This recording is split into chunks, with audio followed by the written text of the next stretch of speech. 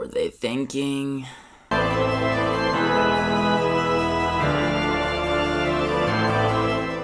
Halloween Kills once again stars Jamie Lee Curtis, Judy Greer, and Andy Matichak. And Halloween Kills picks up right after Halloween 2018. Michael Myers somehow managed to get out of that burning basement, and his usual ritual bloodbath continues. Now, I was incredibly excited for this movie, as Halloween 1978 is arguably my favorite horror movie of all time. I have a big soft spot for this franchise, and I really just enjoy almost all the movies. I actually don't hate Halloween 2018. I do enjoy it, and I think it's a pretty solid movie. So going into Halloween Kills, I was obviously very excited. But man, was I let down. This is such a dud of a movie. Within the first 15 minutes, I was very worried. The movie doesn't open up right where I thought it was going to, and it basically just gives you more exposition with a flashback to 1978. I just did not enjoy that first 15 minutes. And then there's a big chunk of time where we don't see Jamie Lee Curtis and her family at all. Jamie Lee Curtis was one of the best parts about that 2018 film,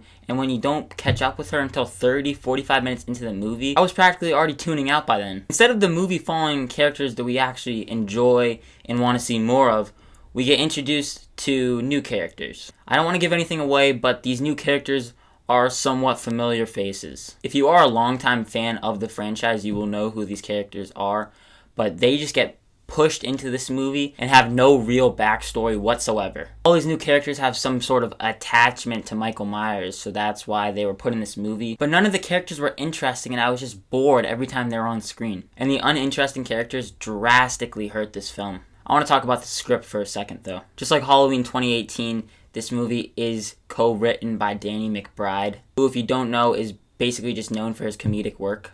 And he's pretty much just a part of that like Seth Rogen kind of group. Don't get me wrong, he's a funny guy, but behind the scenes writing this movie, nah. The comedy is often unnecessary, cringy, and very odd. Rarely did my audience ever really laugh or chuckle, and I would only laugh when we probably weren't supposed to. I would just laugh at all the cringy, odd moments in this movie. I'll give it credit though, this movie does get one thing right, and that's Michael Myers. He is an absolute brutal badass. They've been progressively getting more and more violent over the years, and here they just took it to the next level. Michael Myers stabs people with knives multiple times over again, pretty much overkilling them. He smashes people's heads in and gives zero shits. So at least they got the character of Michael Myers right, and for this movie alone, it is enjoyable to watch him just go absolutely apeshit. That's really the only positive I have for this movie. Another big problem I have with this movie is that the emotional moments are completely glossed over.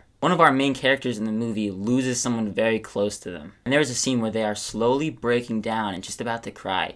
And then Michael Myers interrupts, and it's like the scene never happened. There's no time for the audience to feel any weight or depth to these characters. I can't tell you how uninteresting and annoying most of these characters are. There are these two characters in this movie that they would continuously cut back to, and every time they cut back to them, I would just sigh and just be frustrated. And the most frustrating part about it all is they set up some really interesting stuff within some of these characters. Like I mentioned earlier, these characters have some sort of attachment to Michael Myers, and the movie does set up time just a little bit for some good character arcs here, but they are just completely swept away in the complete mess of the movie. The script is messy, the characters are boring and dull. We barely even get time with Laurie Strode. Like, how do you mess that up? Halloween Kills is an aggressively mediocre movie. Sure, the kills are brutal and Michael Myers is an absolute badass, but that can't save the overall film. It's just so unfortunate that they set up some really cool stuff to happen in this movie. They just get swept up in almost overly convoluted storytelling. I'm gonna give Halloween Kills a C-. Man, was I disappointed with this movie.